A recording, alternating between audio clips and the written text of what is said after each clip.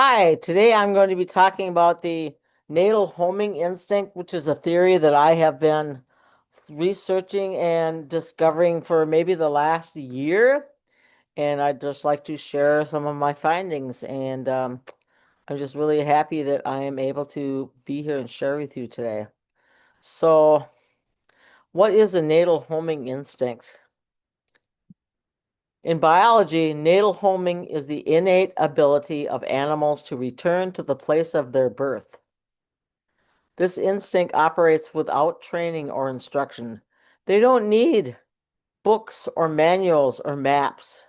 They instinctively know how to find their way back to their place of birth.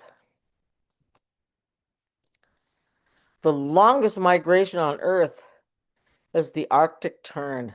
This little bird weighs as much as a slice of bread. And he travels all the way from the North Pole all the way down to the South Pole. And two, he makes that round trip every single year. That's amazing.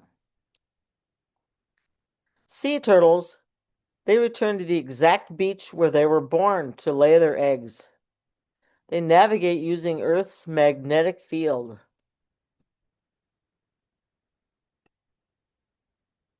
Baby turtles, when they're born, they automatically look for the signal that tells them where to go, and the moon's reflection off of the water guides them to find their home. But many turtles are fooled by a false signal that comes from man-made lights, and they never make it home. That's why you'll see on beaches sometimes there are signs that say nesting turtles, no lights allowed.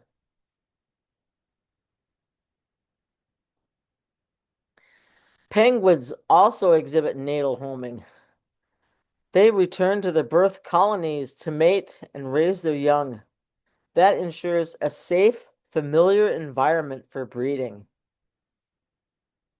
Every year they go back to the same nest and the same mates.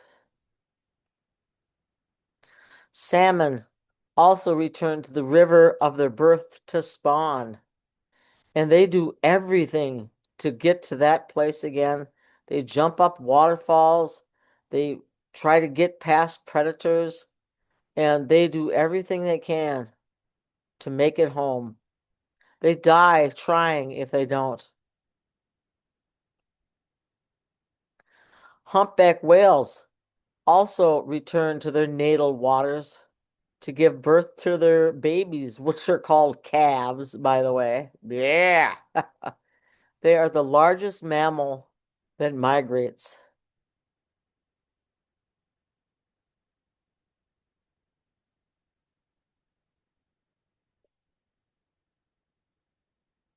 The straw-colored fruit bat. This is the largest mammal migration on Earth.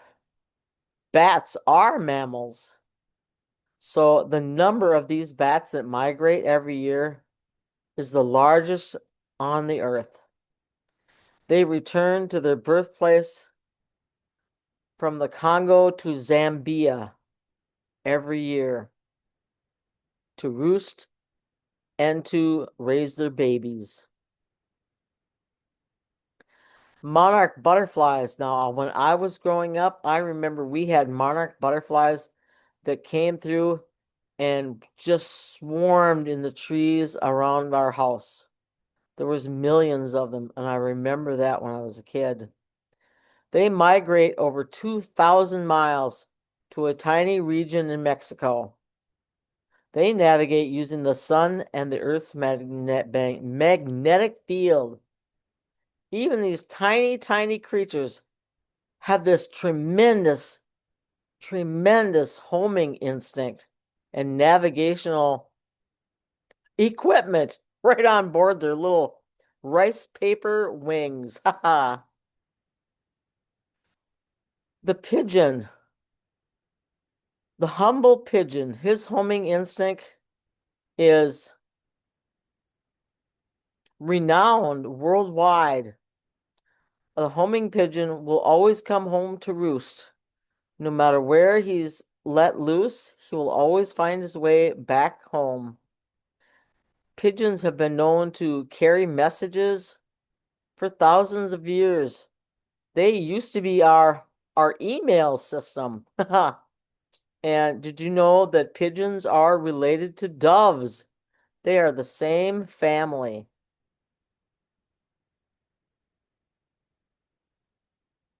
But there's threats to homing instincts.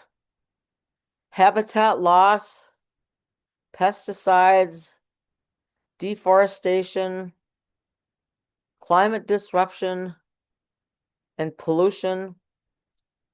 All the noise in the system interferes with the instincts to return home.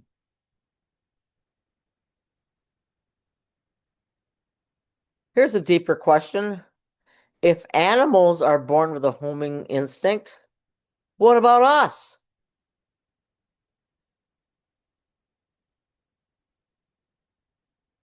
It made me think of every good and perfect gift is from above. I remember thinking that when I thought about homing instincts.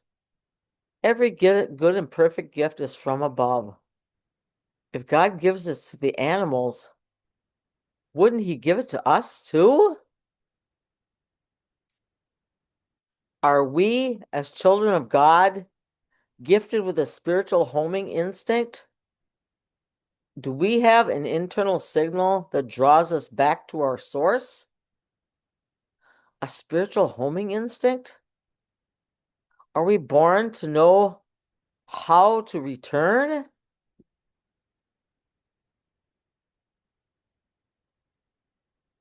Instinct does not need effort.